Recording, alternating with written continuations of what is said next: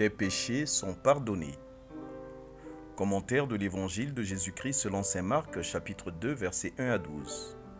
Frères et sœurs, une discussion controverse se déroule entre Jésus et des scribes sur le pardon des péchés.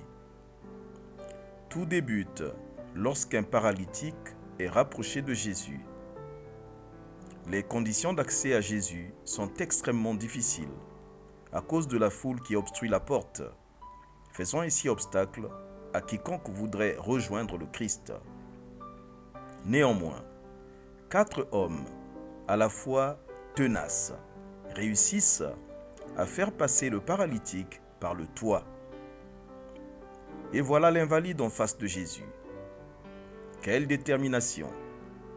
Le maître en est séduit, et tous sont suspendus aux lèvres du Christ, s'attendant à un ordre de guérison. Curieusement, Jésus déclare au paralysé que ses péchés lui sont pardonnés.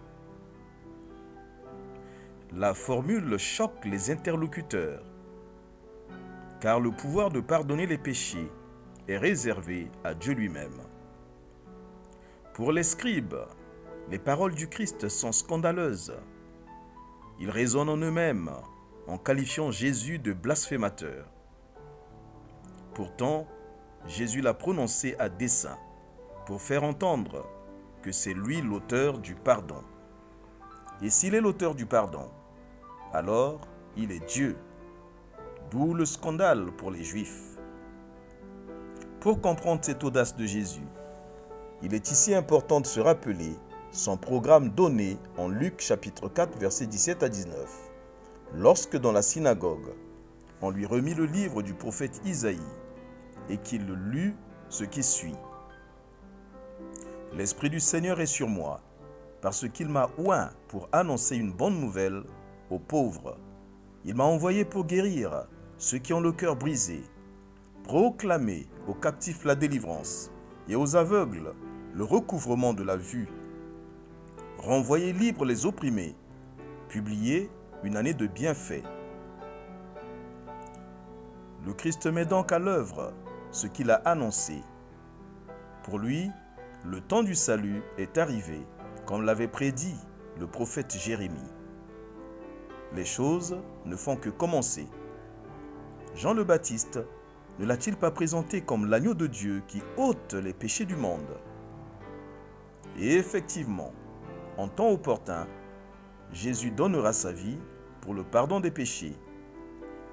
C'est dire qu'en pardonnant le péché du paralytique, Jésus se présente comme le Messie attendu. D'ailleurs, il clôt le débat par la guérison effective du paralysé, preuve perceptible et donc indiscutable qu'il détient le pouvoir de remettre les péchés. Quelle résolution! Je confesse que le Fils de l'homme a autorité pour pardonner les péchés. Notre prière. Pitié pour moi, mon Dieu, dans ton amour. Selon ta grande miséricorde, efface mon péché. Lave-moi tout entier de ma faute. Purifie-moi de mon offense. Quelles conséquences? Le péché enchaîne et paralyse. Être pardonné, c'est être libéré. Pluie de bénédictions. Tout pour la gloire de Dieu.